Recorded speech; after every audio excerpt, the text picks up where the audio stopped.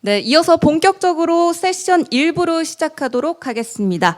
1부의 첫 번째 발표는 한국해양수산개발원 한미공동해상물류센터 전 센터장이시자 선임연구위원이신 이성우 선임연구위원님을 모시겠습니다.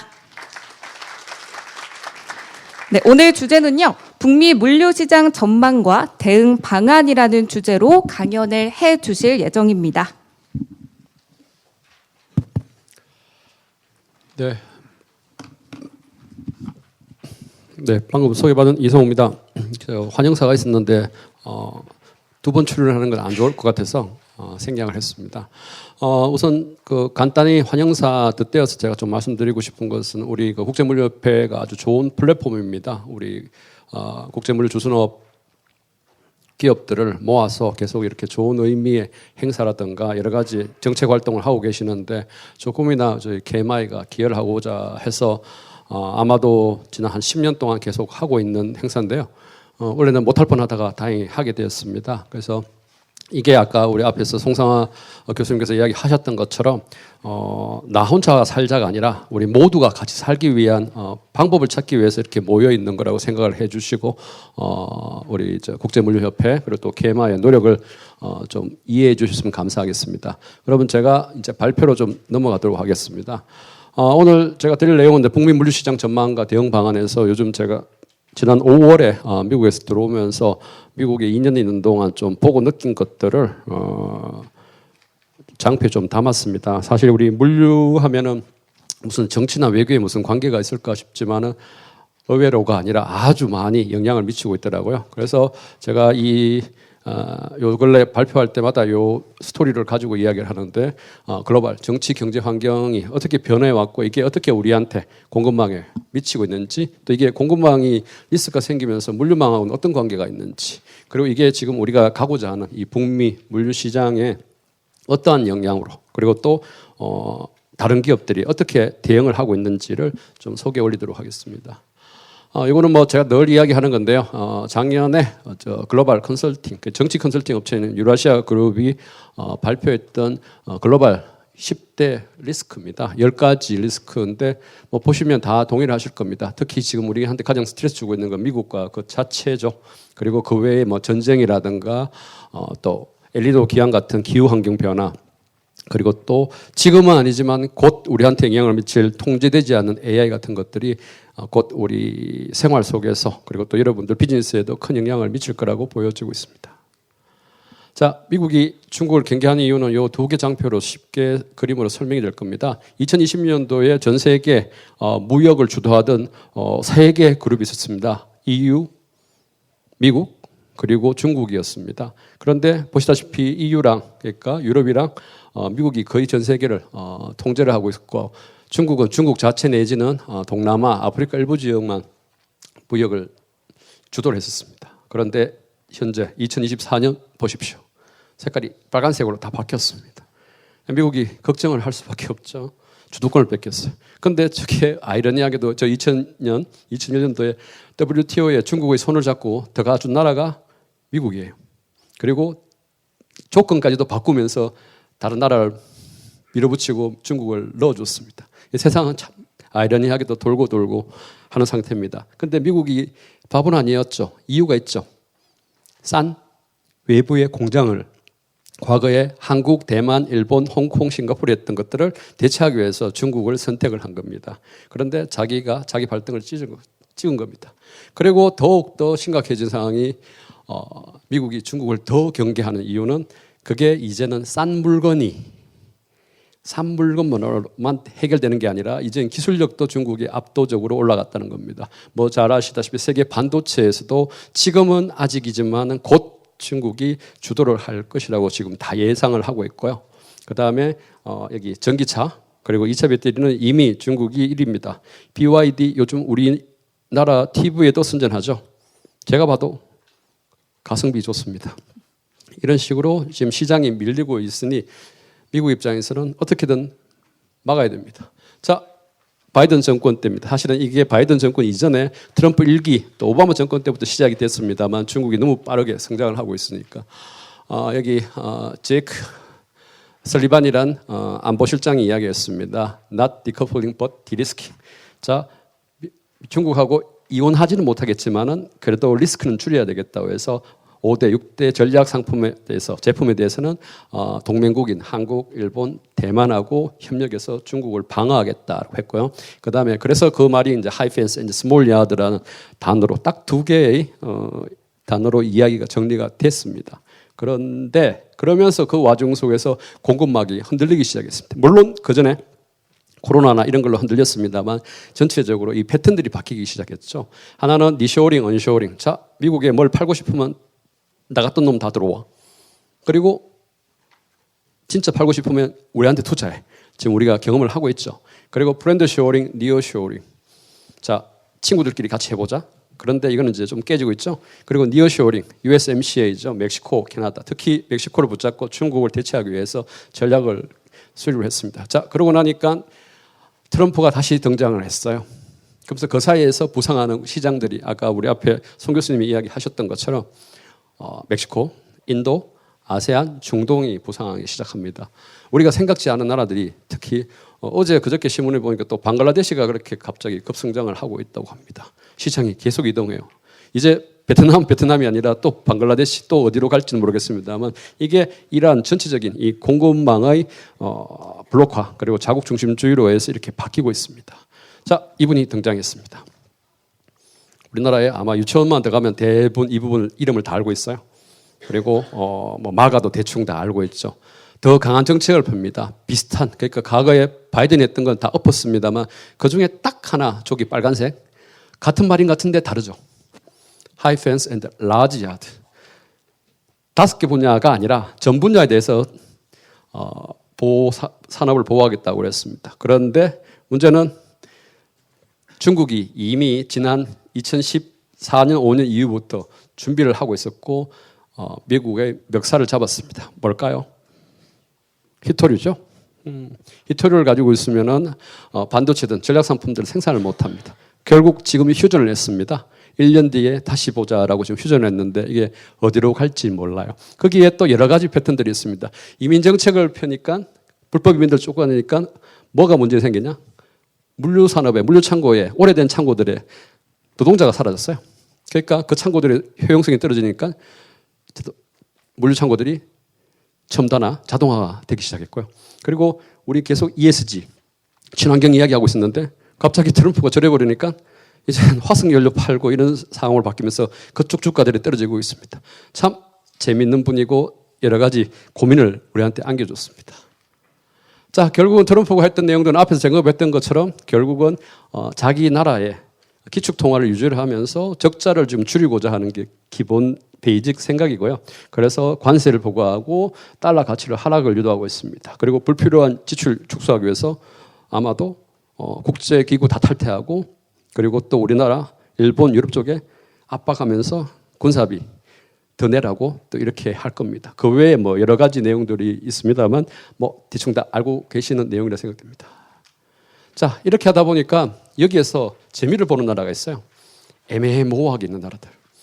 그러니까 저 위에 이제 지정학적 충돌 속에서 전략적 모호성이라고 이야기하고 있는데 앞에 글로벌 블록화도 있습니다만 저렇게 전략적으로 모호하니까 중국하고 미국하고 중국이 싸움에서 중국은 산업 기반으로 떨어져 나가는데 양다리를 거치고 있는 인도 그리고 인도네시아, 베트남 이런 나라들이 저렇게 부상합니다. 아마 올 그때 중국 전성절 때 베트남 그때 대통령이 중국 베이징에 가서 인사를 했죠. 그리고 베트남 대통령은 또 미국 가서도 또 인사를 했습니다. 양다리를 거치면서 재미를 봅니다. 왜? 자기한테 유리한 상태입니다. 요 한 예로 뒤에 보시면 이거 제가 뺐네요. 인도 같은 경우에는 지금 러시아산 원유를 엄청 사들여가지고 가공해서 유럽하고 미국으로 수출을 하고 있습니다. 거기서 이익을 벌죠. 그러니까 미국 입장에서 열받죠. 그러니까 경고를 했습니다. 너 러시아산 원유 계속 그대로 수입하면 관세 50% 때리겠다. 인도가 지금 그걸 우물쭈물하고 있죠. 뭐가 이익인지를.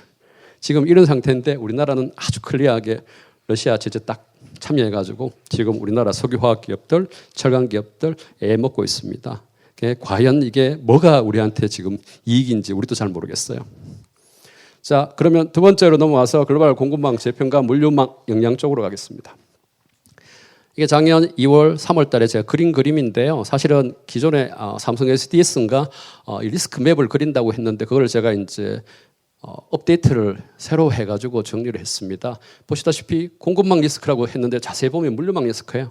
그리고 저 문제가 일어난 곳은 전부 다 해운 항로 그리고 철도망입니다. 저 오른쪽 수에즈 운하 쪽에 보시면은 여기 아직도 해결 안 된 홍해 미사일 피격 사건이 있죠. 그 결국은 배들이 이렇게 가면 짧게 가는데 유럽으로 가면 아시아에서 유럽으로 이렇게 희망봉으로 돌아갑니다. 뭐 5일에서 10일 더 걸리게 되고 배가 더 많이 필요하죠. 덕분에 HMM은 저 덕택에 돈을 좀 벌었죠. 지금은 다시 또 사그라지고 있습니다만 여기 우크라이나 전쟁 아직도 안 끝나고 있죠. 과거에는 TSR로 유럽으로 가는 물량들이 많았는데 러시아 제재를 하니까 제재에 참여하니까 그게 돈을 송금을 못해요. 제가 한 달 전에 러시아 갔다 왔는데 카드에 결제가 안 돼가지고 결국은 거기 여행업자 통해서 한국 계좌로 돈 넣고 다시 송금해야 되는 우회해가지고 그런 상황입니다. 그 결국은 이 철로가 TSR이 아니라 TCR 통해서 터키로 내려가는 루트가 활성화되고 있습니다. 뭐 또 뒤에도 설명드리겠습니다만 또 기후 변화 때문에 파나마 운하 그리고 미국의 서안 동안에 또 노조 파업이 주기적으로 생겨요. 왜? 임금을 올리기 위해서. 뭐 이런 식의 계속 리스크가 계속 발생을 하고 있습니다. 결국은 아까 송 교수님이 이야기하셨던 것처럼 이렇게 상하이 컨테이너 지수라든가 아니면 공급망 지수 같은 것들이 우리한테 계속 관심거리가 되고 그게 계속 업다운을 하고 있는 게 지금 현 상태입니다. 이 가장 가시적으로 우리한테 보여줬던 벌써 이제 우리도 기억 속에 가물가물거리고 있습니다만 5년 전 코로나 팬데믹 사건일 때 이 당시 전까지만 해도 근 10몇 년 동안 해운 그 운임이 너무 낮아가지고 글로벌 해운 선사들이 누가 살아남냐 버티기 하고 있었어요. 그래서 2016년도에 우리 한진해운이 세계 7위 선사, 우리나라 1위 선사가 파산했죠. 버티지 못했어. 정부가 안 도와줬어. 버텨줬는데 저기에 희한하게도 코로나가 터지면서 저 해운 기업들이 살아납니다. 왜 살아났을까요? 선봉량보다 물동량이 적어가지고 운임이 낮았는데 배들이 LA 앞바다에 상하이 앞바다에 노테르담 앞바다에 갇혀가지고 물건을 못 내리고 배들이 갇혀버렸어요. 배들이 물건을 싣고 갇혔으면 어떻게 되나요? 선복이 주는 효과를 가지고 옵니다. 운임이 원래 수요와 공급에서 1%만 차이 나도 폭등을 하거든요. 그러니까 운임이 폭등하면서 LA 가도 항만도 운영 잘하는 데다가 뒤에 또 트럭 운전사들이 없어요. 이런 문제들이 생기면서 갑자기 글로벌 공급망이 붕괴되기 시작합니다. 또 하나는 이게 파나마 운하입니다. 이게 2016년 전까지만 4,000 TU, 컨테이너 4,000개만 싣고 통과를 할 수 있었는데 맥스가. 그래서 매우 제한적으로 북미와 남미 그리고 일부 작은 배들이 통과를 했던 곳이었는데 저기 2016년도에 확장을 합니다. 14,000 TU로. 그런데 그 사이에 2016년부터 2020년 사이에 그렇게 물량이 많이 안 늘어나요.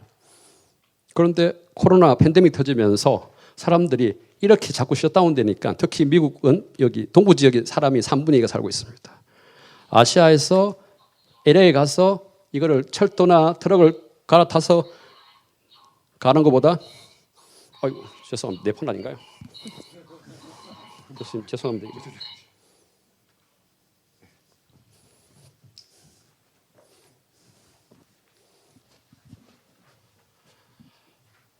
저런 문제가 생기는데 가장 쉬운 방법은 배로 그냥 쭉 가면은 중간에 해저가 안 맞는 이상은 사고가 안 생기겠죠. 그러면서 이게 다시 활성화되기 시작을 했습니다. 그래서 파나마 운하가 대표적인 아시아에서 미국 동부. 그래서 제가 미국 뉴욕에 있을 때 뉴욕 뉴저지 항만공사에서 연락이 와서 부산항하고 MOU 체결하자고. 미국 사람들은 먼저 이렇게 나서서 뭘 하자고 잘 안 합니다. 자기하고 큰 이익이 안 생기면. 그런데 그걸 듣고 저는 깜짝 놀랐거든요. 아니 제가 깜짝 놀란 게 아니라 저는 몰랐으니까 주변에서 그 이야기를 하더라고요. 그래서 작년 3월 달에 부산 항만공사랑 뉴욕 뉴저지 항만공사랑 MOU를 체결했습니다. 3월 달에. 그 이유가 뭐냐면 자기 클라이언트가 된 거죠. 부산항이. 그래서 뉴욕 뉴저지로 저렇게 연결이 되기 시작했습니다. 자, 그런데 세상은 참 아이러니하게도 계속 꼬입니다. 기후변화로 인해 가지고 갑자기 파나마 운하가 또 2년 전부터 작동이 되다가 말다가 하고 있습니다. 가운데 있는 여기 카툰 호수라고 호수가 있어요. 여기 대서양, 태평양으로 해서 이 호수에서 물이 내려와가지고 이 도크를 타고 배들이 엘리베이터 타듯이 올라갔다가 다시 내려와가지고 통과를 하는데 호수에 물이 없어요. 그럼 어떻게 될까요? 못 올라가죠. 그러다 보니까 여기 나와 있는 것처럼 통과 숫자가 계속 줄어요. 그럼 어떻게 됐습니까? 물건은 보내야 되는데. 그러니까 어떤 일이 생기냐. 여기에 되기도 하고 여기 멕시코 항만에 되기도 하고 통과하기도 하고 하면서 이렇게 아주 단순하고 심플했던 북미 물류망이 저렇게 완전히 복잡한 상황이 돼버리고 저걸 어떻게 대처하느냐에 따라서 상황이 달라지게 됩니다. 자, 이게 대표적인 케이스로 자, 트럼프 등장하면서 이렇게 이제 리쇼어링, 언쇼어링 해서 저렇게 구도를 바꿔버렸죠. 파란색은 보시다시피 현재 물류망들인데요. 이제 점점점 물류망이 두 개의 토막이 나기 시작합니다. 그리고 또 한 가지는 북미 자체에서도 변화가 생겨요. 왜? 과거에 제가 쓴 논문에 나오는 겁니다만 과거에는 북미가 저렇게 단순했습니다. 수입만 하는 나라이기 때문에 생산 안 하기 때문에 대서양, 태평양 쪽의 항만에서 물건을 수입해서 내륙으로 뿌리면 되니까 양쪽 항만의 밀도가 물건이 많이 쌓이고 뿌려주는 형태거든요. 유럽은 아시다시피 EU죠. 한 나라로 묶여 있기 때문에 노테르담이나 함부르크 항에다가 물건을 보내면은 독일 남부 내지는 오스트리아 쪽에다가 물건을 쌓아놓고 거기서 이제 뿌려줘요. 크게 문제 없습니다. 자, 아시아는 국가도 많고 종교, 인종, 정치적인 이념도 달라가지고 저렇게 반원 형태로 구성이 되어 있어요. 그래서 우리나라도 부산항을 통해서 물건들이 경북 축으로 해서 올라오거나 아니면 중국으로 올 때는 인천을 통해서 이렇게 수도권 오는 저런 반원 형태가 됩니다. 그런데 미국이 이렇게 한 5년, 7, 8년 사이에 이렇게 바뀝니다. 왜 바뀌었을까요? 첫째, 니어쇼어링. 캐나다, 멕시코에 물건이 많이 섞이고 특히 여기에 많은 물량들이 올라오게 되죠. 두 번째, 여기 자꾸 투자하래요. 이미 2014년부터 2024년에 우리 3,500억 달러 말고 이미 1조 달러가 투자가 됐어요. 우리나라 돈으로. 여기 이제 내부적으로 이제 물류망들이 많이 생기게 되겠죠. 자체적인 생산이 되니까. 이런 식으로 패턴들이 확 바뀌면서 여기는 오히려 줄고 있습니다. 그래서 LA나 뉴저지 쪽에서 가서 강의를 할 때마다 그 물류기업들이 하시는 이야기가 과거에는 한국에서 오는 아시아에서 오는 물건을 받아가지고 미국에 뿌려주는 역할만 했는데 이제는 그 비즈니스는 자꾸 줄고 있고 반대로 멕시코라든가 영내에서 고객을 뚫어야 되는데 한국 기업이 이 로컬 기업을 뚫는다는 게 쉽지 않다는 거죠. 이게 지금 큰 딜레마입니다. 또 이제 또 하나의 사건, 아까 이야기했던 홍해 미사일 사건 이야기 드렸죠. 배들이 여기서 통과를 못하니까 이렇게 돌아간다고 이야기 들었습니다. 그러다 보니까 어떤 항만이 갑자기 이렇게 커지기 시작했어요. 사실 1994년도 고베 지진일 때 고베항이 주저앉으면서 갑자기 부상한 항만이 있습니다. 부산. 그래서 부산항이 지금까지도 세계 10위권 항만을 유지하고 있는데 지금 이 탕헤르항이 이때까지만 해도 24위였어요. 지금 17위까지 올라왔는데 지금 이대로 간다면 물론 저게 이제 해결이 될 수도 있겠습니다만 그러나 어느 수준까지 규모가 된다면 이 항만은 더 커질 수가 있습니다. 왜? 과거에 이렇게 통과해서 뿌려졌던 화물들이 이렇게 돌아가지고 탕헤르에 던지면 탕헤르가 북아프리카, 남유럽의 물량들을 다시 뿌려주는 역할을 하면서 환적 물량이 증가를 한 거죠. 자, 이런 식으로 미사일 몇 방이 항만 하나를 죽이고 항만 하나를 살리는 이런 상황으로 바뀌고 있습니다. 자, 이것도 그렇죠. 지금 러우 전쟁 때문에 원래 위로 가던 물류망들이 이렇게 밑으로 해서 터키를 통과해서 유럽으로 갑니다. 그러면 러시아도 먹고 살아야죠. 러시아도 모스크바로 물건을 올리기 위해서 자기 말 잘 듣는 주요 고객인 인도랑 그리고 자기 친구인 이란이랑 이렇게 복합 물류망이 만들어지면서 이 복합 물류망이 또 커지고 있어요. 과거에는 있었는데도 크게 많이 사용하지 않았는데 이제는 또 하나의 아시아와 유럽을 연결해주는 그리고 러시아를 연결해주는 물류망으로 구성을 합니다. 이런 식으로 막 바뀌고 있습니다. 북극 항로 이야기 왜 안 나오나 기다리고 있었죠? 나왔습니다. 북극 항로 계속 7,000km 11단초 간다는데 사실입니다. 똑같은 조건이라면. 그런데 똑같지는 않죠, 조건이. 거기다 또 한 가지 우리가 유념해야 될 거는 제가 2011년도에 스터디했을 때 여기 러시아의 하이퐁항을 기준해서 오른쪽에 있는 지역의 물동량을 북극항으로 통과하면 유럽의 노트르담 갈 때 거리가 짧습니다. 그런데 싱가포르에서 가면은 돌아가는 겁니다. 굳이 돌아가고 더 리스크가 크죠. 그러니까 지금 정확하게 판단하는 유럽도 똑같습니다. 아마 프랑스의 르아브르 항 위쪽으로에서 있는 화물들은 북극 항로를 이용해서 동부가 갈 경우에는 유리한데 그 미치면 유리하지 않아요. 돌아가는 겁니다. 그래서 만약에 수에즈가 막혀 있다면 답은 되는데 안 막혔다면 굳이 올라갈 이유가 없습니다. 그렇다고 북극 항로가 의미 없다는 건 아니고 북극 항로는 지금 우리한테 필요한 원자재, 에너지, 광물 공급망에서 상당히 유익한 루트라고 보시면 될 것 같고 컨테이너는 아마도 한 20년? 30년? 그 뒤에 좀 더 고민이 돼야 되겠습니다만 어쨌든 간에 이것도 기후변화로 인해서 우리한테 주는 하나의 큰 루트입니다. 자, 제가 2011년도에 연구했다고 그랬죠. 이건 2023년도 2년 전인가 여기 노르웨이의 CNLL이라는 그 북극 항로 연구소가 있습니다. 거기서 분석한 내용인데요. 여기 자세히 보시면 이분이 여기 베트남을 찍고 이렇게 돌아가지고 북극 항로를 이용했을 때 노트르담 기준으로 해가지고 유리한 지역을 뽑았는데 똑같죠. 거의 똑같습니다. 10년간 환경이 바뀌었다고 하는데 결과는 거의 비슷하게 지금 나오고 있습니다. 자, 마지막입니다. 이게 뭐 여러분들한테 좀 도움이 될 것 같긴 합니다만 아마도 제 뒤에 이제 삼성전자 그리고 우리 글로비스 그리고 또 포스코 플로어에서 더 디테일한 이야기를 하겠습니다만 큰 얼개에서 제가 지난 2년 동안 미국에 있으면서 본 것들을 이야기 좀 드릴게요. 우선 미국은 무역 파트너가 수출, 수입 이렇게 나눠져 있는데 자기가 지금 수입하는 나라들한테 자기가 수출을 하고 싶어 해요. 그만큼을. 그래서 지금 계속 괴롭히고 있고 자국에서 생산해서 팔려고 하죠. 그게 여기 밑에 있는 빨간색 이 아시아 국가들인데 이 양만큼 여기 이만큼 채우고 싶어 하는 겁니다. 저 압박으로 지금 갈 거고 아마 트럼프가 내려오면 달라지겠다라고 생각하지만 아닐걸요. 미국은 그대로 갈 겁니다. 방향, 큰 기조는. 다만 우리한테 좀 덜 괴롭히거나 좀 많이 괴롭히거나 이 정도의 차이일 겁니다. 자, 이미 관세 부과별 중국발, 미국항 추정했던 건데 만약에 관세가 66%가 된다면 거의 제로 수준 떨어집니다. 그런데 지금 145%에 갔다가 왔다 갔다 그러다가 지금 한 30%에서 지금 펜딩한 상태인데 그래서 이렇게 되면 누가 손해 볼까요? 아까 우리 교수님 이야기하셨던 것처럼 중국 별로 손해 안 봐요. 이미 SC 인플루엔자 가지고 글로벌 시장 다 뿌리고 있어서 오히려 이 관세 전쟁 이후로 중국은 수출이 더 늘어났다고 합니다. 그런데 반대로 지금 현재 미국의 그 물가는 장난이 아니거든. 관세가 이제 반영되기 시작해서 창고들도 이제 재고들 다 이제 풀어내고 새로 수입하는 상태가 됩니다.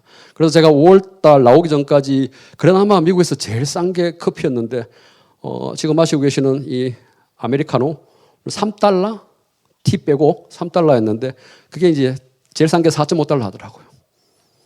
저게 반영됩니다. 그래서 결국은 브라질한테 압박했다가 커피 관세 내리고 하는 이유가 결국은 미국이 그런 피해를 보고 있습니다. 결국 보시다시피 글로벌 공급망은 이제 지역 공급망으로 옛날에는 전체적으로 한 곳에서 세팅해가지고 단계별로 물건이 움직이면서 마지막에 최종대로 가서 소비자로 가는 형태였는데 이제는 여기 하나, 여기 하나, 여기 하나 하나씩 이렇게 조각 날 가능성이 상당히 높아지고 결국은 이 전체를 구분 지어서 핸들링할 수 있는 업체만이 아니면 국가가 유리해지겠죠. 자, 이야기했던 것처럼 이미 3,500달러 미국이 압박하기 이전에 이미 우리나라 기업도 이만큼 투자를 했습니다. 여기 아마 우리 글로비스 그리고 삼성전자 저기 이미 노란색 어딘가에 투자를 해서 저 핸들링 하려고 하고 있고요. 우리 회장님 자제분도 저기 아틀란타에 하나 교실에 계시다고 합니다. 저만큼 이미 투자되어 있는데 다시 또 3,500달러 더 투자를 하란 말입니다. 아마 할 것 같네요. 자, 그래 되면 어떻게 될까요? 과거에 지금은 이제 트럼프가 어떻게 나오는지 따라서 잠시 투자가 끊겼습니다만 중국은 떨어졌죠. 그런데 과거에 보겠습니다. 중국이 우리가 중국한테 투자했을 때 당연히 우리한테 투자해야 될 걸 중국에 투자하니까 우리나라의 고용은 줄겠죠. 그런데 여기 부가가치는 올라갔어요. 왜냐하면 중국에 최종재 공장 지어놓고 우리가 중간재를 만들어서 팔았으니까 이익을 남겼습니다. 그런데 미국은 약간 악성이에요. 고용도 사라지고 부가가치도 사라집니다. 왜냐하면 최종재도 짓지만 중간재가 다 따라가기 때문에 지금 우리나라에서 돈만 주고 사실은 팔 게 별로 없습니다. 그렇다고 사람들 보내려고 하니까 비자 안 줘가지고 갑자기 어디 집어넣고 막 그러죠. 이게 지금 우리 문제입니다. 그래서 이 비자 문제는 벌써 2년 전부터 계속 이야기를 했는데 이게 해결이 참 쉽지 않습니다. 결국은 이러한 모양으로 이제 구조가 바뀔 것 같고요. 과거에는 여기서 만들어 가지고 여기 이렇게 수출했는데 이제는 이게 여기서 만들어지는 게 아니라 여기서 만들고 해서 왔다 갔다 하는 상황이 됩니다. 수입만 일방적으로 수출만 일방적으로 안 된다는 거죠. 그럼 이걸 전부 다 핸들링하고 다 생각을 하면서 이제 물류망도 짜야 되고 공급망도 짜지어질 겁니다. 근데 미국이 생각보다 참 재미있는 나라입니다. 데모도 많이 하고요. 그리고 이렇게 그냥 보면은 미국 아닌 것 같죠? 북한인가? 아프리카인가? 미국이에요. 다 하는 그런 건 아니고 대충 그렇습니다. 20에서 40km 다니는 경우도 상당히 많고 1시간 동안 기차 안 움직여도 아무런 방송 안 합니다. 그러다가 갑자기 가요. 그리고 가다가 이 뒤에 컨테이너가 사라지기도 합니다. 그리고 또 한 가지는 미국이 여기 우리가 알고 있는 서부가 아니라 이 동부 지역에 인구의 3분의 2가 살고 있고요. 그리고 여기에 세금 혜택이 많습니다. 그리고 인프라도 여기가 항만이 30개가 넘고 여기는 항만이 5개밖에 없습니다. 그러다 보니까 동부 쪽으로 자꾸 쏠리고 있고 그래서 제가 작년 발표했을 때 미국의 동부, 동남부 쪽으로 우리가 관심을 가져야 한다 이야기를 했던 거고요. 여기는 이제 주로 멕시코와 있는 국경 지역인데 이렇게 언밸런스합니다. 그러니까 트럼프 입장에서는 화가 나긴 나는데 중국보다는 멕시코가 덜 미우니까 저렇게 열어두고 있는 상태입니다. 자, 결국은 제가 그래서 미국으로 가더라도 예전처럼 그냥 가면 되는 게 아니라 지금은 항만 근처 가더라도 동부 쪽에 가야지만 그나마 비즈니스 하는데 리스크가 적다라고 이야기를 드렸고 물류망이 어떻게 움직이는 데에서 동그라미 친 곳이 이제 그런 대상 지역들입니다. 그리고 이게 제 말이 헛말이 아니라 이제 쿠시맨 쪽에서 스타디한 물류창고 관련된 내용을 보면 지금 2025년 물류창고 수요를 흡수하는 곳 오히려 물류창고가 수요가 떨어지고 있는데 그나마 물류창고가 가격이 올라가고 수요가 있는 데가 다 이 내륙 지역이고 동부 지역이에요. 그러니까 이제 타겟을 어디로 보셔야 될지 그리고 여기 멕시코 국경 지역이죠. 그래서 결국 우리나라 기업들이 선택한 게 뭐냐? 미국 내에 물류센터를 짓고 그다음 미국 기업하고 복합 물류 체계를 같이 구축을 하면서 비즈니스를 지금 하려고 하고 있습니다. 뭐 LX 판토스 이야기, CJ 이야기는 뭐 다 아는 이야기고요. 그리고 HMM 같은 경우도 요즘 고민이 큽니다. 해운 비즈니스로는 이제는 답이 안 나올 것 같아서 내륙 물류망, 내륙 물류창고 여기에 투자를 해서 공급망 전체를 이으려고 지금 생각을 하고 있어요. LG CNS, 삼성 SDS도 이제는 그런 것보다 AI 장착해가지고 물류 컨설팅 그리고 프로그램, 시스템 같은 걸 팔지 않고는 데이터가 없으면 안 된다는데 문제는 중국이나 미국 로컬 기업한테 안 된다는 거죠. 결국 우리가 힘을 합쳐야 되는데 우리 기업들이 힘을 잘 안 합쳐요. 서로 다 너무 똑똑해서. 그래서 답답해 죽겠습니다. 아마 앞에 우리 교수님도 계속 그 이야기를 하시고 뒤에도 그 이야기를 하실 것 같은데 좀 합쳐야 되고 그러기 위해서 지금 우리 여기 모여 있는 것 같습니다.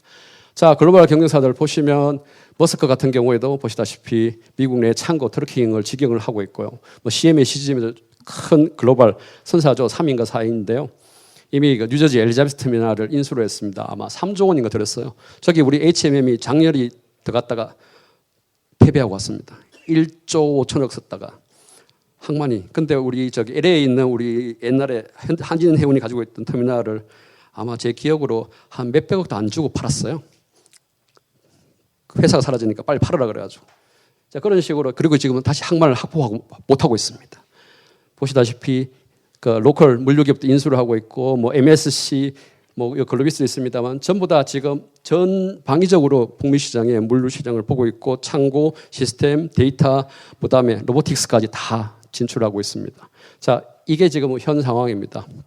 근데 제 생각에는 우리 물류기업 단일 기업으로는 한계가 있다 생각 들고 있고요. 이 물류기업들을 연결해가지고 화주기업과 링크해서 만드는 어떤 플랫폼이 좀 절실히 정부한테 필요한데 우리 회장님 말씀대로 정부에서 귀를 잘 안 기울여 주신다는 겁니다. 그래서 이런 이야기들을 자꾸 우리가 하고 자꾸 공유를 해야지만 조금이라도 방향이 바뀌어지지 않을까 생각을 하면서 제 발표를 마치도록 하겠습니다. 감사합니다. 네, 이어서 간단한 질의응답 시간에 갖도록 할 텐데 혹시 질의응답 시간에 있으시면 손 들어주시면 되겠습니다. 없겠지만은 커피 브레이크 할 때 필요하시면 이야기해 주십시오. 예, 감사합니다. 네, 이것으로 이성우 선임연구위원님의 북미 물류시장 전망과 대응 방안에 대한 발표를 마쳤습니다.